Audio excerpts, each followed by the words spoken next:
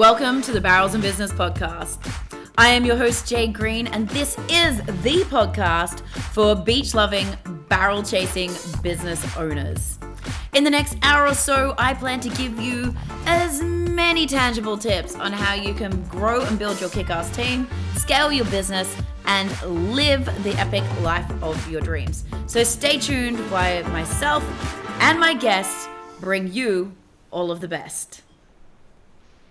Happy Friday, everyone. Hello, Jade. It looks like you're having an epic day at the beach. I am the wonderful Kyle, and next to me, if I point the right way, is the wonderful Jade Green. And today we are talking about the art of impossible and achieving the impossible. Over my shoulder just here, I have some notes for everyone that we will refer back to shortly. But first, how's your day going, Jade? It's been awesome. I've been here all day. The tech is working, and I just got accepted to become a trainer for just the thing that we talked about. So I've had timing. I think it was 3.5 hours worth of interviews. Originally seeing if I could get into just the program around the art of impossible. And we talked about that yesterday, and he said, I think I need to come back to you. And I'm like, I got rejected. He hasn't even tried to sell me the baseline program. I'm like, oh, boo. He came back today and said, what about the trainer? And so we just went through that process. So what I'm so excited about is all the stuff we're going to talk about today. I'm going to be going ultra deep on and working with all of the neurobiologists on actually how to implement and create these biohacking things. So I'm having a good day. Now, of course, for everyone that's not 100% sure, while Jade does her boogie dance, we are talking about The Art of Impossible by Steven Kotler. Now, The Art of Impossible is yet another book in Steven's series. If you haven't read any of Steven's stuff, he is into the science of getting into, you've even got the paper. How cool is that? Yeah, everything's coming together. I pre-ordered this. I was on a wait list for 9 months to get this book. Nice. So really, this has been really, really interesting. I've started on the book, and I'm also working on the Mind Valley quest that sits alongside of it. That is, let's say, maybe a summary of it. And it's really interesting that Steven Kotler actually talks about in the book about the trade-off and what you're actually giving the author or the podcaster or, the presenter, what you're giving them for their time and what you're actually getting in return. And, so something like, I think it wasn't The Art of Impossible, but it was one of his previous books that, for 70,000 words of your reading, which is like 5 or 6 hours, you've got 13 years of his research. Yes. How amazing. Amazing. So I'll read that book. I've literally only been reading my 10 pages a day, unfortunately, in terms of the physical pages. And how many weeks are we in? 2 weeks. I'm halfway through. Right. Nice. So I do plan to spend some time. Well, I would have been way further along if I actually sat at the hairdresser and read my book like I was supposed to yesterday. But my goal is to smash some over the weekend. So I reckon I'll have that knocked over in 3 weeks of only reading a tiny bit a day. So in 3 weeks of only a tiny bit a day, we can get 13 years worth of mastery. Yeah, and it's pretty amazing. And now, of course, so I'm doing the quest, which is like the summary of it. And Steven talks about as well in the book that, the quest or, a presentation or a mini series or something like that, while it gives you good content, it really is only just the skim of it. Instead of deep absorbing 5 or 6 concepts in a page, you're only really getting one of those concepts on an overview in a page. And so you really don't get to the deep dive. So I guess with our 6-week challenge, 6 weeks solid, it's really, really important to do the reading bit, because you can cheat and do the Blinkists or the summaries. You can cheat and do the quest and all of that sort of stuff, but you don't actually get to absorb everything that you really need to know. Yeah, you don't put it into practice. So we those of you that have heard me a lot hear me say we don't have a knowledge problem, we have an implementation problem. And so that's why what I love with what we are doing with the 6 week solid is not only do you have to read your 10 pages, you need to be able to teach somebody something you learned in those 10 pages. Because if you learn to teach, you integrate on a much deeper level, which is why, you know me, balls to the wall or nothing at all. Kyle's like, let's do the quest together. And I'm like, yeah, let's do the quest. After I sent it to him. You just had to one-up me, didn't you? And I was like, I don't know. I just need to take it to the next level. Now like I can't not do the work, right? I'm like, here's all my money. Oof. And look, it's super exciting. I'm actually quite excited to hear how it all comes out and all the stuff that comes out of it, because I'm super enjoying the art of impossible. And for me, with Steven Kotler's work, it really ticks a couple of boxes for me, because I do quite like the intimate detail, the nerdy stuff around some of it. And for me, like, I've got an engineering brain. I want to know what's going on. I want to know how stuff works. And more than anything, I want to know that it's not woo-woo and arty-farty stuff as much as that works too. I want to actually know the shit behind it that's the science. And I really, really enjoy that in his books. Yeah. And that was what some of my clients were saying when I introduced them. When I introduced them to Steven Kotler, I hadn't started Art of Impossible yet. So I was talking to them about Rise of Superman and Stealing Fire and the concepts that I'd learned from Steven then, and when we were in Jamaica at A-Fest. And I was like, I think you'll really love this, like, because you like to see the detail, whereas I can kind of go concept and roll with it. That's my personality type. They're detail. And the feedback he specifically came back with is, I love it because I vague out at the woo-woo stuff, and like, this is science backed, and like, and science, actual science. Yeah, it's real stuff. He does contest a few concepts that perhaps we preach are good, and it's going to be interesting to try and break down whether they're, and make your own decisions. And so he talks about this in the same book about, you're starting to master a subject when you've found the edges of knowledge that nobody has the answers to, and you're asking questions that nobody has answers to. Yeah. So what was my biggest challenge in that last interview is part of what I have to do. I have to do a dissertation. Now, we all know me and writing, or homework, and all of that. I never went to university, never did any of that stuff. I've got to do a dissertation, but I apparently I am allowed to verbalize it and have it transcribed. But the whole part is the linking between what they teach and my application, and those edges. And he said that they actually haven't found anyone taking it to the level that I'm taking it, in terms of pulling in the Mind Valley woo-woo-y sort of edge stuff, my culture stuff, the habit stacking stuff, and that stuff. And like that, he said there's going to be some big questions. And some of the questions I asked him, he was like, well, Steve, we know that I've annoyed Steven in the past asking questions he didn't want to answer, because he won't answer until he's got the science. So if you keep pushing him, it doesn't make him happy. But it's going to be really fun to see, because like you said, there's probably some of the stuff that we used to believe, and maybe we'll still believe. And that's what I love about Steven, is like, you may still believe this, and that's fine, as long as you've kind of looked at those bumpers and that. And that's why I think we decided to do 6 weeks solid rather than 75 hard. Like 75 hard is hard, fast lines for everybody. And you and I kind of believe that there's general concepts and principles that are great for everybody, but it also needs to be right for you.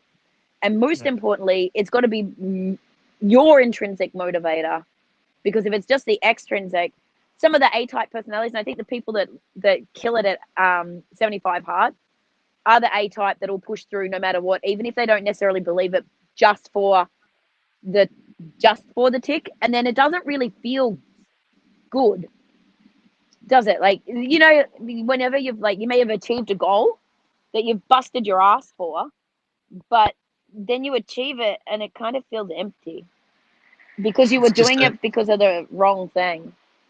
It's just a number. Yeah. So we probably need to roll back a little bit. we need to roll back because you've gotten us all excited and we've gone fairly deep in and we haven't actually explained maybe the concept and the two little words that I've got written over my shoulder here. So the really key thing and the way the book all starts is about the concept of little I am possible and big I am possible. Here we go. Here we go. Beautiful. And I've do you know what scribbled them I out. love? Wait, there's one more thing, one more third one I'm going to put onto that. Okay, so you know our friend Hershey she has here, I am possible. I'm possible. So she's got I apostrophe am possible. So big Definitely. I impossible, little I impossible, I'm possible. Most definitely. So I might let you explain that concept. Okay, beautiful. So big I impossible is fly to the moon, create SpaceX, do shit that nobody's ever done, break the 4-minute mile, like just like my brain can't even go there. How the fuck that would Think happen? Elon Musk. Musk, Branson, like you might know. I should know this. Dude who rode the first 100-foot wave. You know, these sorts of things. Was that Laird Hamilton? I think it was Laird actually. So, but before that, they said like absolutely anything over 25 foot, impossible. So like impossible. Then it was like, okay, here's someone riding. You can tow into a 100-foot wave and you can paddle into an 80-foot wave. Like then now it's like not that was a big impossible when that first happened. Now a little I impossible we observe as saying I can do that. So little I impossible is things that you have never done. So great feats that you've never done or that you think coming from maybe your station in life, like from my days in the trailer park to okay, here we go. Perfect example of little I impossible for me. Grew up in a trailer park. Most of my life didn't have a car. We used to hitchhike to hospital. We didn't really go to the dentist because you had hitchhike there. Like, you know, things like that. To owning a Lotus Elise, glitter orange Lotus Elise, and living in a 6-star apartment overlooking the Sydney Harbour Bridge while carrying Prada bags and like. And now, like more importantly, now you're in the van. Yeah. Now, most importantly, I can do this now that I have a mobile camera. And so, of course, what we're talking about is, you know, the things that you tell yourself that are impossible, that if you actually want to, you can actually do it. Yes. And that can be like, ooh, wait, you keep talking. I'm here. And it could be like getting a promotion, and like they can stagger as you go through your life the different levels of impossible. So it's you know, for me, one of mine is going to be dropping into a skateball for the first time. Like I have don't to feel say like, that is on my list too. is it? Yep. And I'm thinking, and by skateball I mean like it's about this big. See, I'm thinking this big. Yeah, that's actually. big eye impossible. Well, I'm putting that in the little eye. Yeah. And Yeah. look, you know, so 100% I would have said that was impossible. You know, even it freaked the fuck out of me the first time I dropped into Clayton's bowl. Oh, yeah. It fucking freaked me out. It was hard enough with him pushing me around in the bottom, let alone go and you'll be fine. Just don't put your weight on the back foot. Yeah. If you do, you're going to crack your head open. Yeah, fuck, that's easy. Yeah, great. Now, they were extrinsic motivators. I didn't want to crack my head open, so I most definitely did the grind and kept my weight on the front foot. Yeah. Well, if like 4 years ago, if you would have told me I'd ride a shortboard, I just didn't think I was ever that person. I rode a longboard as a kid, and I didn't surf for 17 years. I would see people on them and was like, oh, I wish I was that person. God, it'd be so much easier to travel if I had a shortboard. Like, oh, I wish I could do that.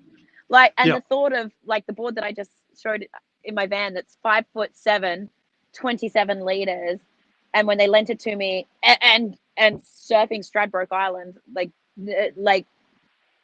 I just, that concept for me, like that's for people over here, not for me. So Yeah. to be able to get to that stage is like huge. Now it's like the next thing. But they're like kind of the boundaries that we put upon ourselves, right? So, and then the next little I impossibles would either be those high hard goals, as Stephen calls them, or some other people might know those know the concept of BHAGs, big hairy audacious goals, or moonshots.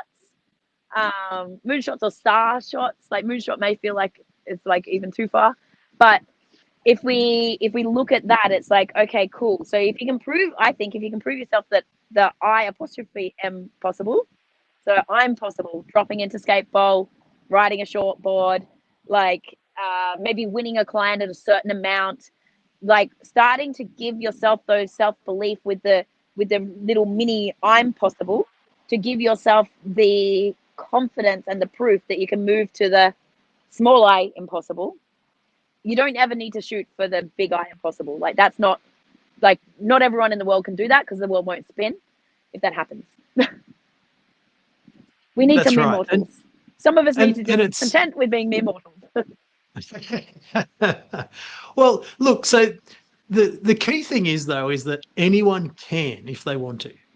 And that's something that you know, that's not an easy concept to sort of talk about. So for me, one of the things that frustrates me in the world is that everyone is encouraged to go and become an entrepreneur, and not everyone should be an entrepreneur. And so No, because then who are we going to have as a team? No, sorry.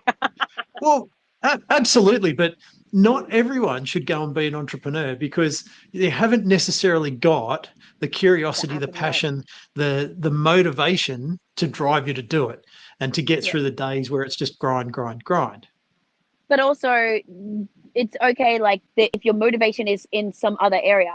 Like some people, like some parents, like their motivation and their purpose in this life is to grow epic humans, not to grow epic businesses. And there's no, that there should not be seen that one is better than the other. Definitely not. And like Definitely you said, like not. that grind piece, or the risk, like you gotta be able to handle the fucking roller coaster. Like there's in America right now, they've got this thing called the mass resignation. Every fucker is becoming self-employed. Yep. Most of them trying to be coaches, right? I can be a coach, everyone can be a coach, right? Don't need anything. Start up with nothing. Start up with nothing, and you'll be off and earning a fortune tomorrow. Yep. Yeah, of course you will. Drop ship or MLM or something online. And they think that, I've been working from home anyway, so, I can do this. Right. And then realizing, like, holy crap, there's so much more to doing this. Yep. And it's okay that that's not for you. Yeah, definitely. And that's, there's no, it really frustrates me, because what it does is it sets up people for a failure. You can do it. It's easy. It's not fucking easy. And, everyone can do it. Yes, everyone can do it, but not everyone should do it. And so to go back to the capital I, everybody is possible to do it. Everybody can take it and take on those big, big challenges. But you can't do it without the intrinsic motivation. That's the 100%. Key thing. 100%. So let's talk, like, because some people, I've got some of my clients that are, they are really, really, they have a massive coaching business, but they coach specifically in their lane. And when I came in there and started talking about intrinsic and extrinsic motivators, they asked me, they're like, and I said it a few times in one day, and they're like, did you read dictionary.com and now you're attached to these weird ass words? Like, what? I'm like, what do you mean you don't know this? And then, because I'm wrapped up in my own little bubble. So let's talk through what is an intrinsic and what is an extrinsic motivator. So like I spoke about before, an extrinsic motivator is me falling ass over tit and breaking my head open. Because, I don't want that to happen. Now, that's an extrinsic motivator because that's something that's going to happen to me that is a negative consequence if I get it wrong, so to speak. So that's an extrinsic motivator. An intrinsic motivator comes from within us. And I really actually enjoy how Kotler breaks it into 5 pieces, I think it is, starting with curiosity.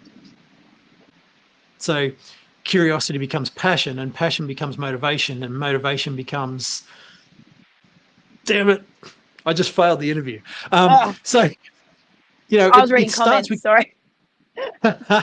it starts with curiosity. So the curiosity to go, I wonder how else this could be done. I wonder what else we could do with this. And so, as I was now I've been listening to the audiobook.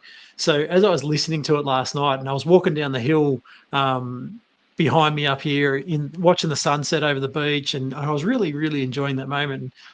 I was reflecting on, the stories and listening to what he was talking about, and so, the intrinsic stuff, the curiosity, joining the dots and applying things in different worlds. So learning about a different world to apply it in the one that you've already mastered or you're already an expert in. And as I was listening to that piece, it was so like, I do that all the time, like I'm a tradie that went into teaching tradies, and then in teaching tradies, I went off and I learned all about mindset and motivation, and all of that woo-woo stuff with Michelle and you and all of that. And now I'm off becoming an expert in teams because it all comes back to how we can teach those tradies so much more efficiently. Yeah, beautiful.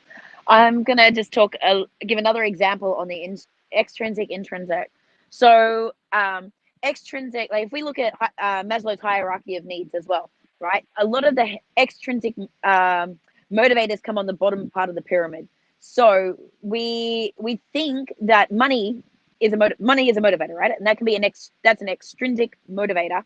And they say it's up until a level that you hit your sense of security and an I've got enough level, right? So in America, they say for the family unit, it's like 75,000. So in Australia, that's probably about the same in our respective currencies.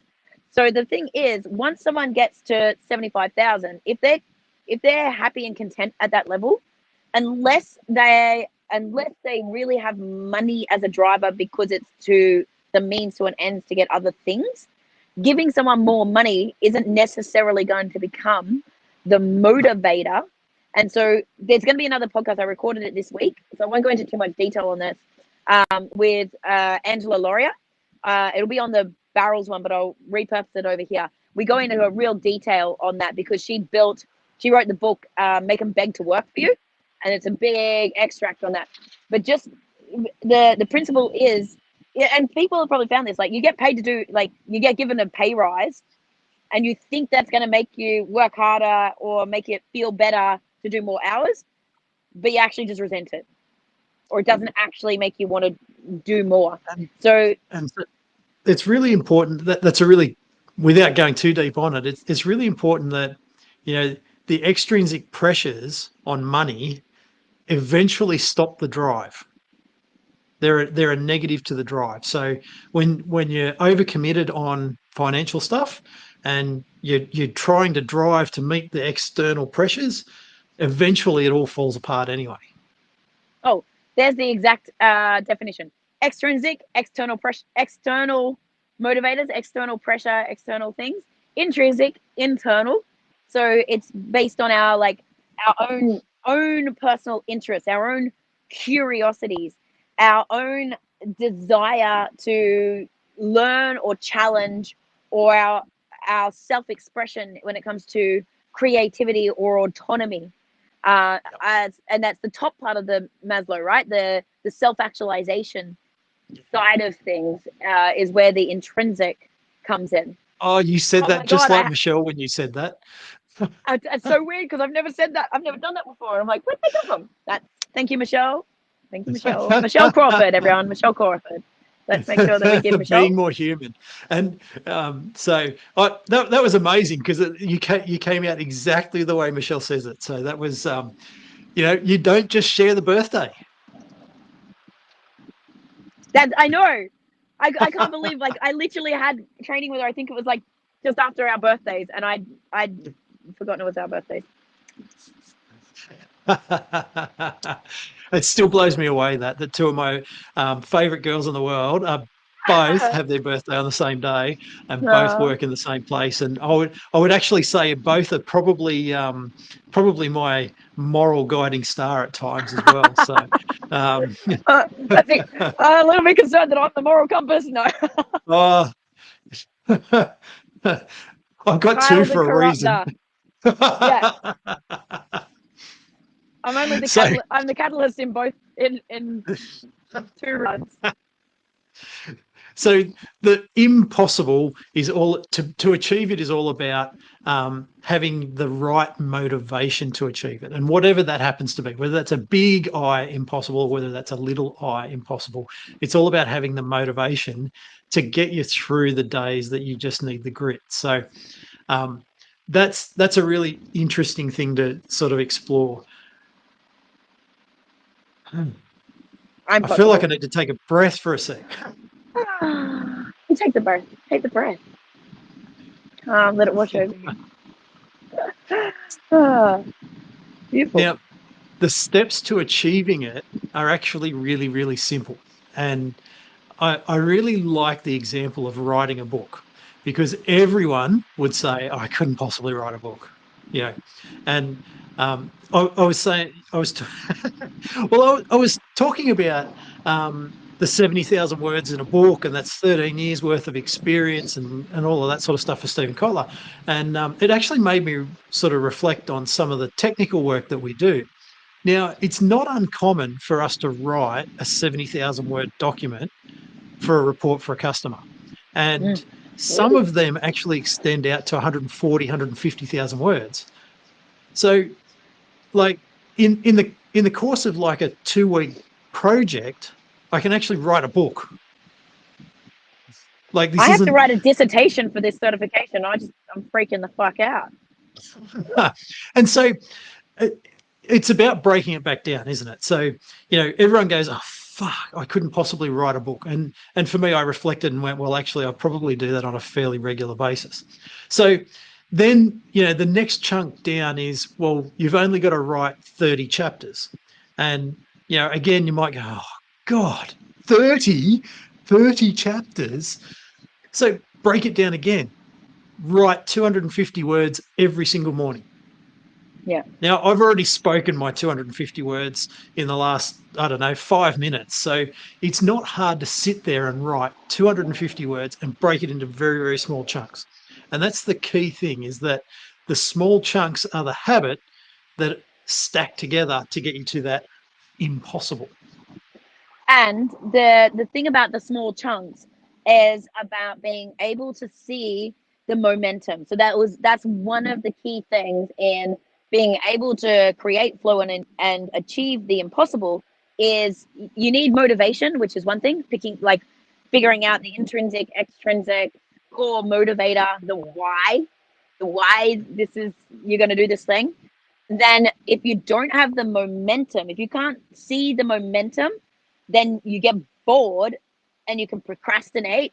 You can like kid yourself that you've made progress, right? You need to be able to measure it, but also like that dopamine rush that we've talked about as well, in terms of when you tick that thing off, like I did that thing, I did the thing, is what keeps you building that momentum. So being able to chunk it down, that's the stuff that motivates you.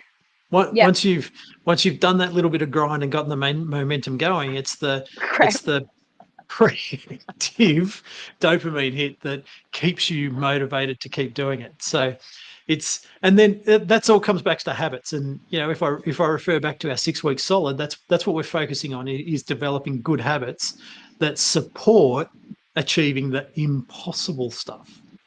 Yeah. So let's talk through some of those habits. Like, if we think about what's the daily little things, like, and we've done a few podcasts around like habits, but if you think about specifically to do with impossible, like we've talked about habits and behaviors and routines for like morning, like getting ready for the morning and getting yourself going and things like that. But maybe it's habits and behaviors, but in terms of the stack that we need to be able to achieve the impossible.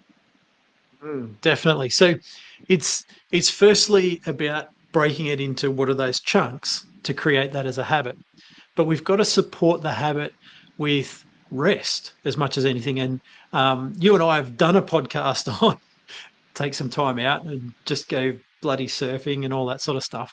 And, you know, it's a true thing. It's if we don't refill, then it doesn't matter how solid your habit stack is. If you've got nothing to pour in there, you're not pouring anything in there.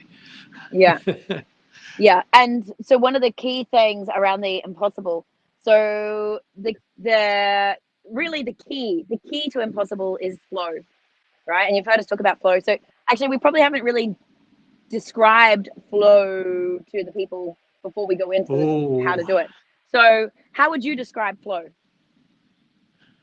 So it's important to note that this isn't the topic of art of impossible. It's deliberately avoided in the art of impossible. But so flow is that state where everything else disappears, time stops, people disappear, and you basically lose touch with your physical self and are corely focused on the tasks that you're working on. And we've all had those moments. Like every one of us has been in the flow state where, you know, we've been working away at something, we've got engrossed in it.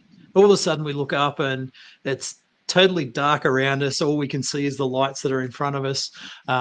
Everyone's gone to bed, the world's silent, and you're going, it's midnight on New Year's Eve.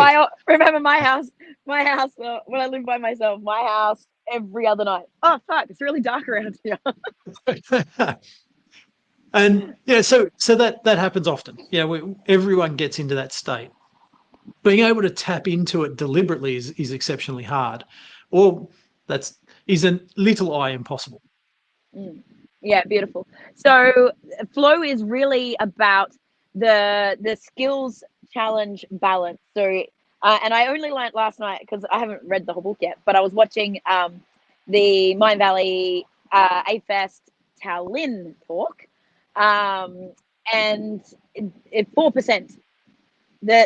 The skills, because I wasn't sure what the balance was, and it's 4% more challenge than your skill.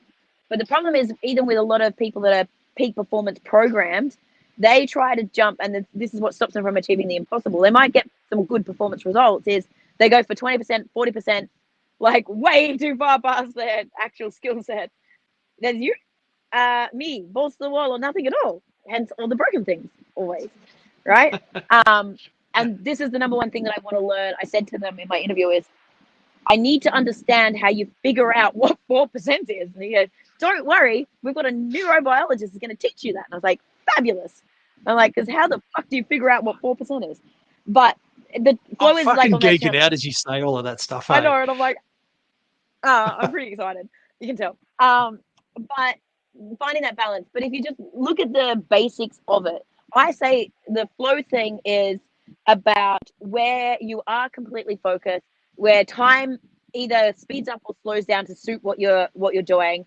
It feels flowy. It feels easy. Like you get like answers and things come to you that you wouldn't normally get, and it feels great. Like you're getting, and that is because at least 5 or 6 of the awesome chemicals, like the things that are most awesome, like all the naughty drugs give you, like flow is the best drug ever, right? It's got you got serotonin going, you got dopamine going, you've got norepinephrine, you've got you got everything going on in there. It's like fucking awesome, right?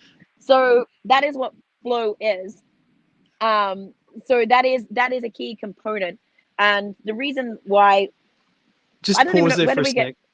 The really geeky bit about this, and I absolutely loved when I found this out. So it's not actually more of the brain operating; it's less. That's why time slows down. This Or is speeds up. amazing. This is amazing. Yeah, like Prefrontal there's all these cortex. parts. Woo! Yeah, the prefrontal cortex that's worrying about time turns off. It actually literally turns off, which is also the reason why teenagers have no friggin' concept of time, because their prefrontal cortex isn't fully developed. Mm-hmm. Yeah. That happened to most men too, no? No, it's just that you girls don't understand what one beer really means. I know, I definitely understand what one beer really means. It's somewhere in the vicinity of a 6-pack. One beer is at least two. Yeah. Because if I'm buying a beer for a friend, that's we've got Rounds. to reciprocate. Gotta go Yeah. around. Yeah. And so, Yeah. like if I'm having a couple of beers, that means that, we might be in a shout of four. So like, come on. Yeah. It's gotta go round and round. I played this game. And we're talking about beers, and we're usually all about beers on these sessions, and we're cheers. Yeah. Okay. Why did I go to flow then? Out of Because it's a key part of achieving the impossible. Now, so we talked about the skills challenge and the balance between that. Now, is it skills balance or is it mastery challenge? It's skills challenge. Okay, so or the challenge skills balance. So it is where it's the 4%. The challenge comes at the 4% more than what your skill set is, and that's the perfect mix for the flow state. Yeah. Now, of course, to achieve the impossible, you do need skills and knowledge. And I quite enjoyed listening to the concept that Steven Kotler talks about in, the 5 books of stupidity, I think it was. Yes. Did I get the right terminology there? The 5 books of stupidity. So I think so. Now, I literally said that.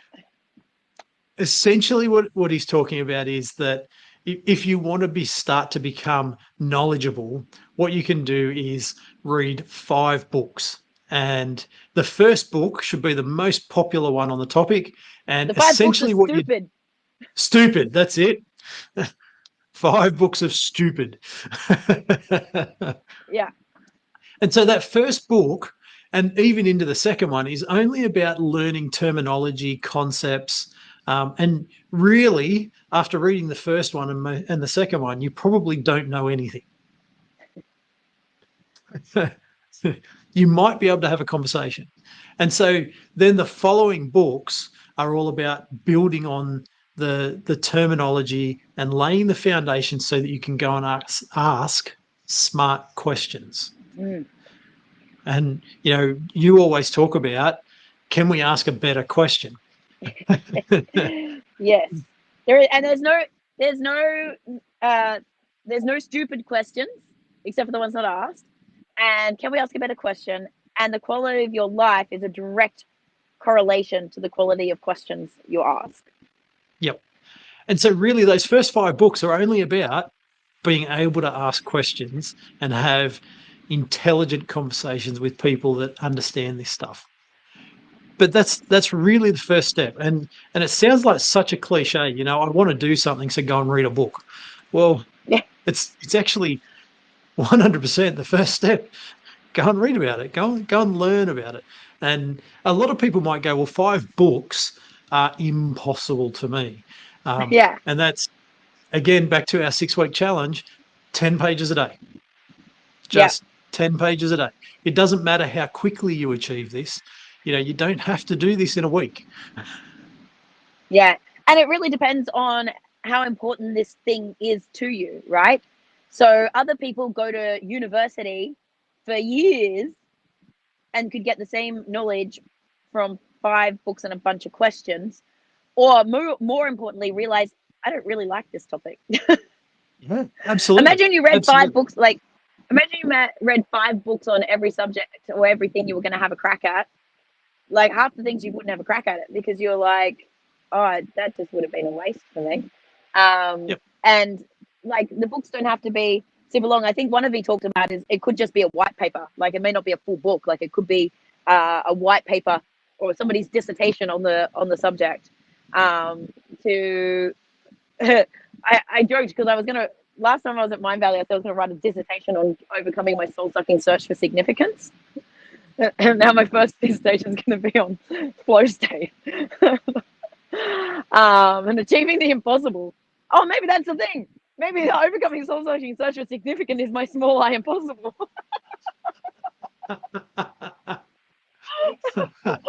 Yeehaw. Yeah. Oh God, what am I digging myself into here? And you thought getting up for a 6 o'clock live every day was the I big know. hole. Well, look, I'm at like, how long did we talk about doing a live every day? And I'm like, for me, I was just like, I can't talk. Me, I can't talk shit that long all that time.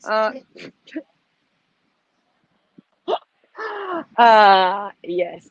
But once you get going, it's quite amazing. But I think, like, I know Stephen does talk about the ROI on reading, like in terms of there's the whole thing about the science of the physical reading. But my little spin on this for Small I Impossible for people wanting to get started, listen to some of the books. So I can knock over a book every week. So where it's going to take me 3 weeks to read the physical book, I can knock over a book by listening a week, by just having a shower, doing the laundry, folding the clothes, like braiding my hair.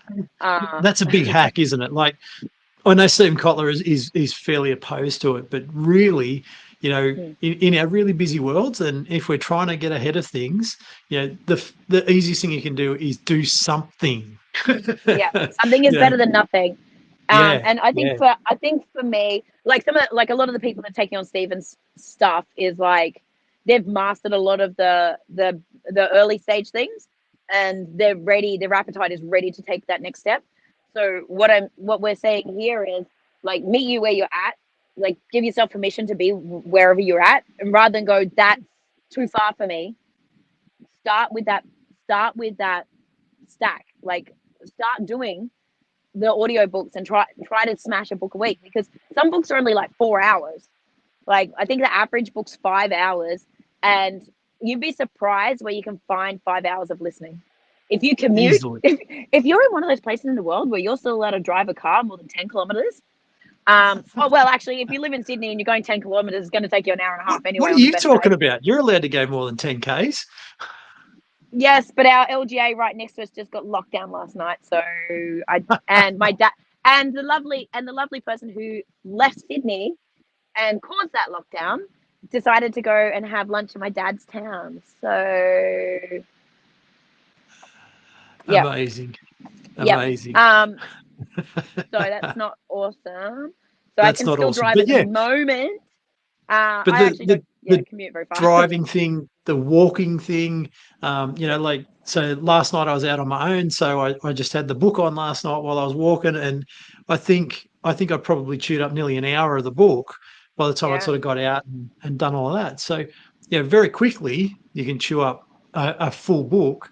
And there's a lot of while there's science around the tangible reading thing, and I know that I learn a lot better by actual reading, there's also a lot of science around the subconscious absorbing information without you focusing on it. So I know, and you did it yourself earlier, there's times where you start talking about stuff and you go, where the fuck did that come from? Yeah, who just said that? Who said that to me? Thank you.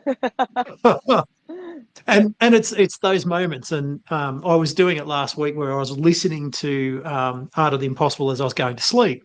So there's like half an hour of dream state kind of stuff where I'm not focused on it, and 100% not focused on it, but geez, I'm absorbing it. Yeah. Well, for me, I just get I don't know, it's like my soul comes through the head of the shower.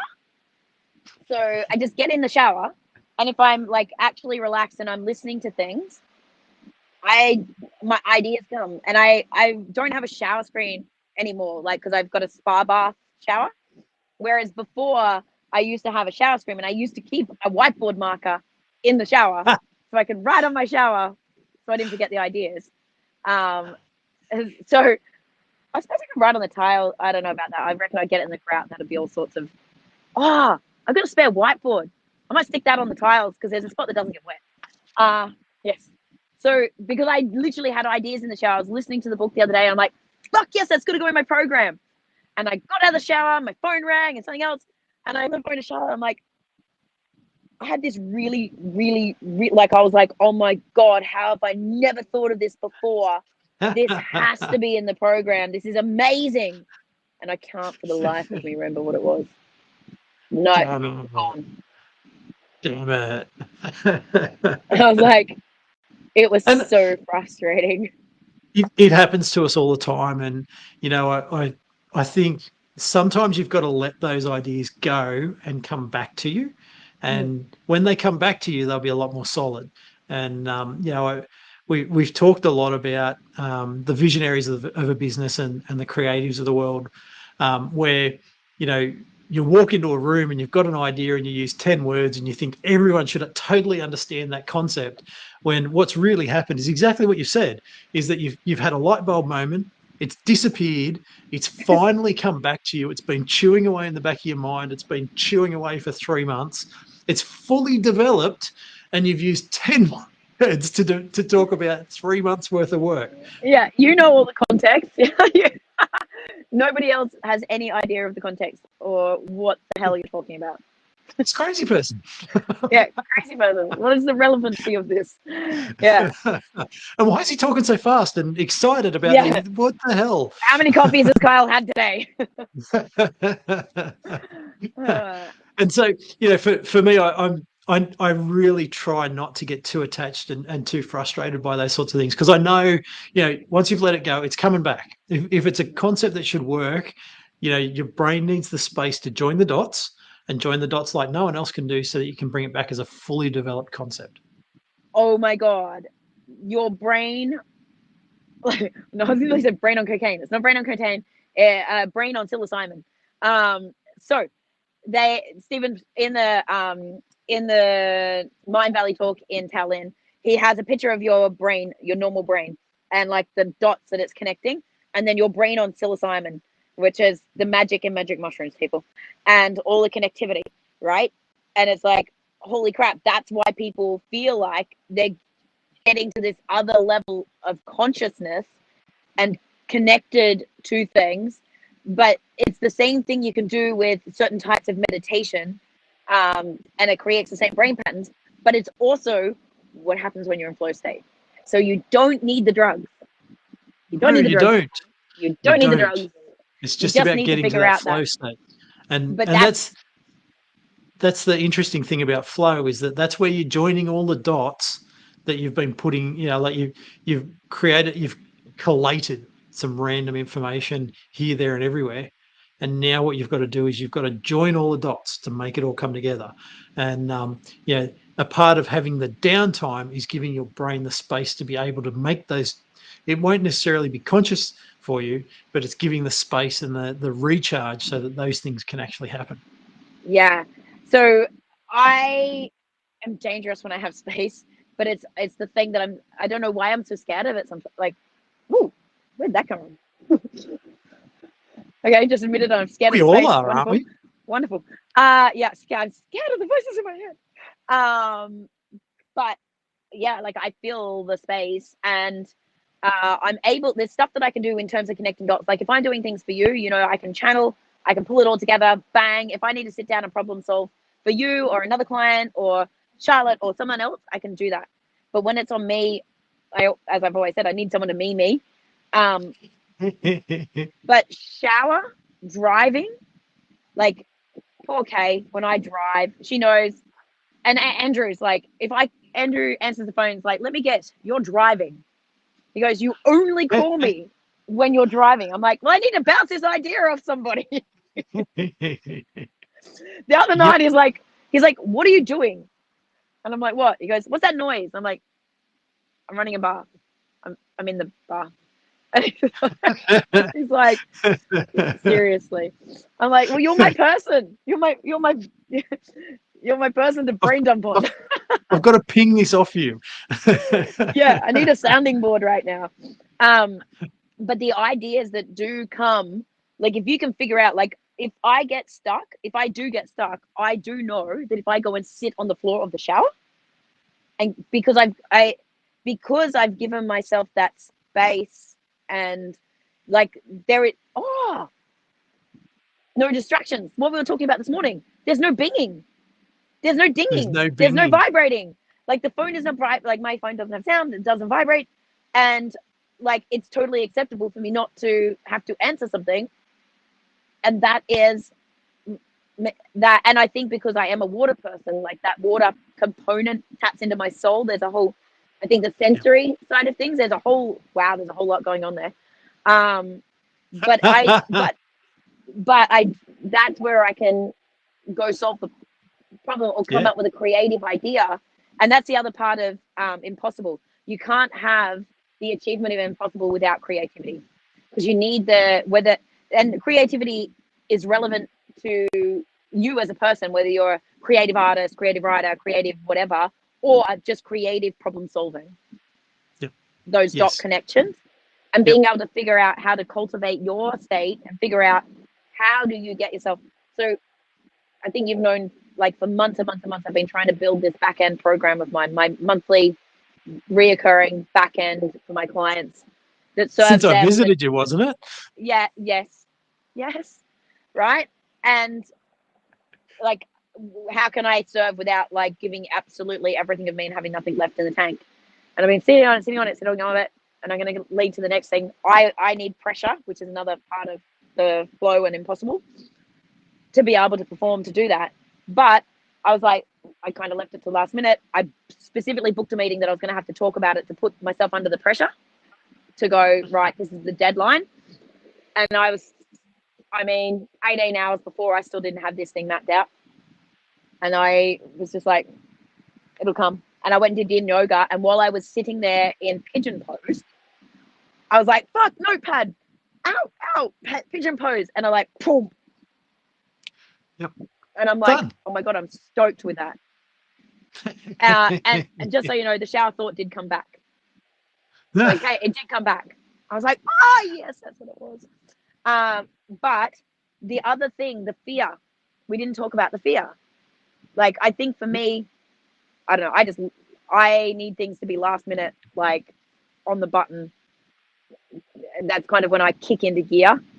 And the training I'm going to do in Zero to Dangerous is going to help me maybe not do that. Sometimes it's good. Like I need that element. But do you want to talk to, because I know we did it in the 6-week solid group. We had a bit of a talk about the fear, and but why is that important? So you've got to lean in. The people that are constantly achieving the impossibles are pushing the fear and leaning into the fear. And say yes. Just say yes. And like it's I guess for some of us, it's probably the difference between the little I and the big I. I go, through like some of the challenges that I go through on a daily basis, most people wouldn't even fathom trying to tackle them. And sometimes I look back on what I've done and conversations that I've had with people, and they're going, how the hell did you just, like, you've just walked through that like you were just walking down the street. And I guess it's the magnitude of what you're going through as much as anything, and the desire to lean in. A lot of things don't challenge me, but the big eyes are things like jumping out of a perfectly good aeroplane. So you keep saying you're too pussy to do. Yes. Come on, I'm going to make you do it with me. It's a big eye. Okay. It's a big eye impossible. What can I trade you? What can I trade you for jumping out of a plane? Oh, geez. See, nothing actually comes to mind that I would trade for it. I will do something. If you jump out of the plane. I don't know what it is you can make me do, though. I feel like I'm playing a game I can't win. Because this is one of my things, I think, that has made me be able to achieve a lot of things that people think are impossible. Like they're like, how? And I think I think a lot of it, I'm not saying I'm not scared, but I do, when push comes to shove, I jump, I jump. It's like, Jump are you in gonna rather jump than me?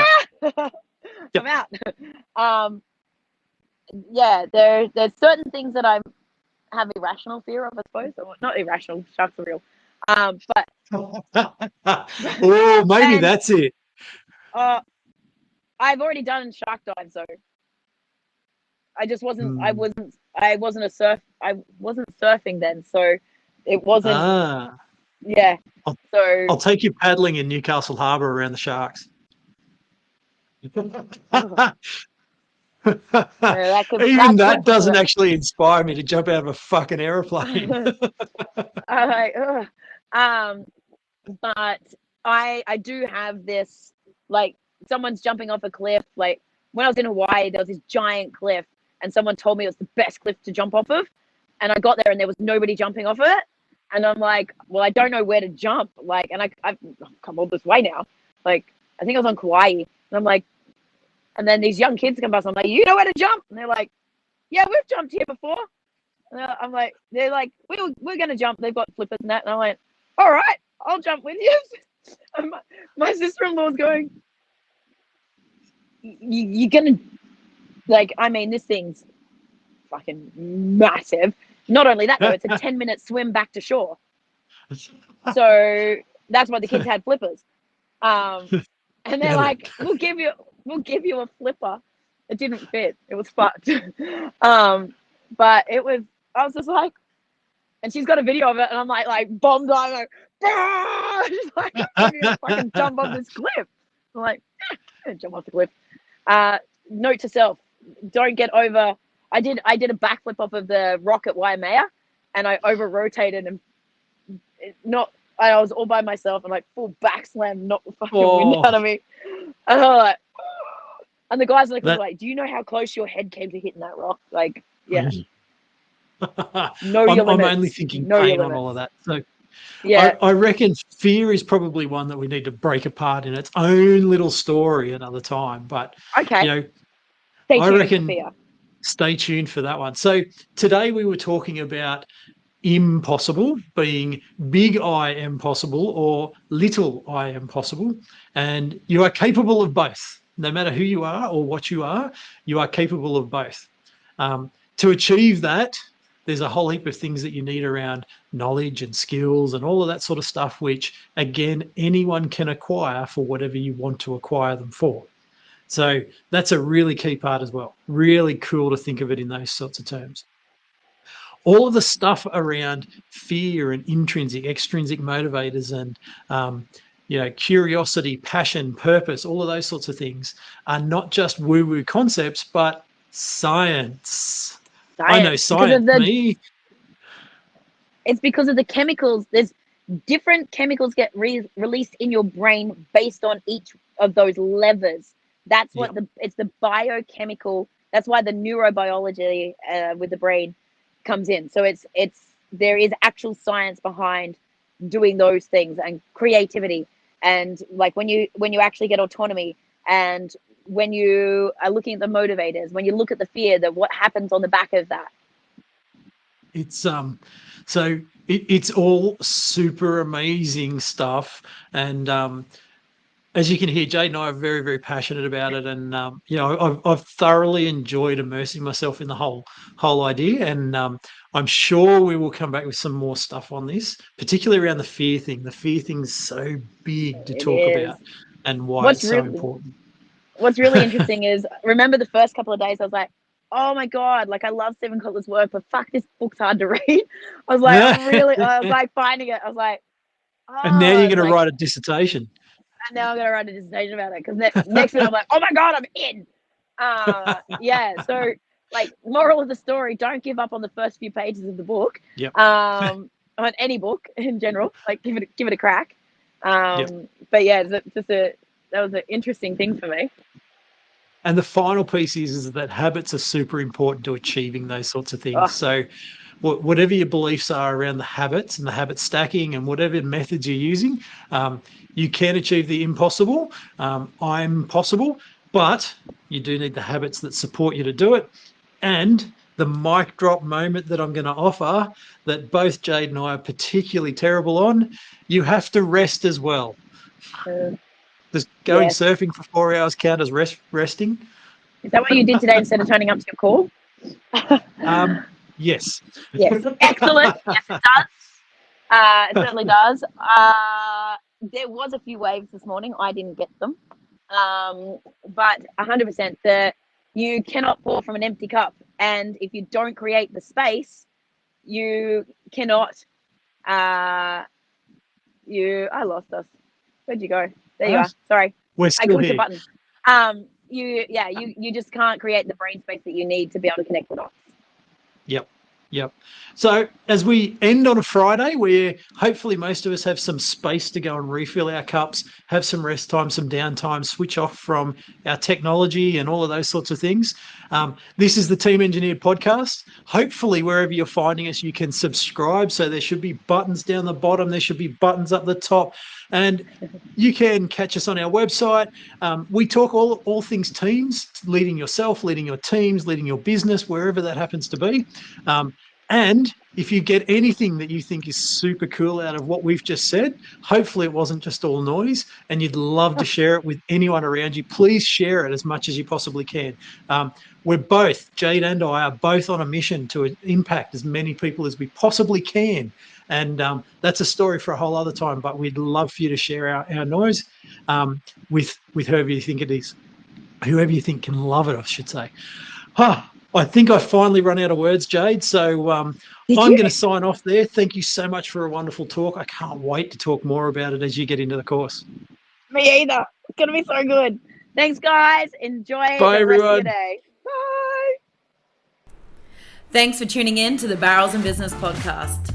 If you are ready to build your kick-ass team, you're looking to scale your business, or you just want ways that you can get wet more often, make sure you head on over and connect with us at barrelsandbusiness.com. Actually, while you're at it, why don't you just hit subscribe wherever you are watching and listening to the podcast right now. I'll see you guys on the next episode.